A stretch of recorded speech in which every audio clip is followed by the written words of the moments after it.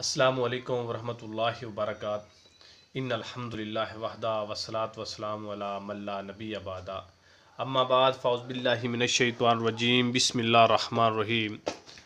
آج ان افراد کا ذکر کریں گے جنہیں اللہ تعالیٰ نے شرعی رخصت دی ہے،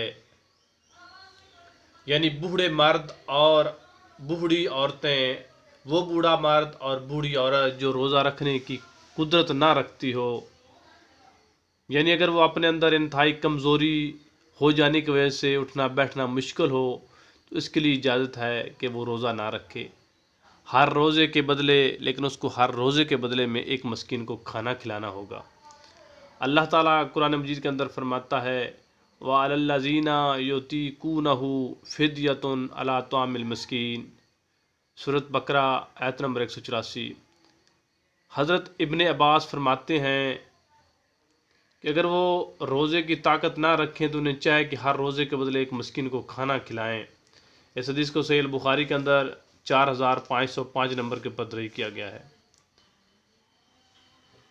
جو بوڑھے مرد ہوں اور بوڑھی عورتیں ہوں وہ روزہ نہ رکھ سکتی ہوں، ان کے جسم کے اندر اتنی کمزوری ہو کہ وہ روزہ نہیں رکھ سکتے، تو اس کے لیے انہیں چاہیے کیا کہ ایک روزے کے بدلے میں ایک مسکین کو کھانا کھلائیں گے۔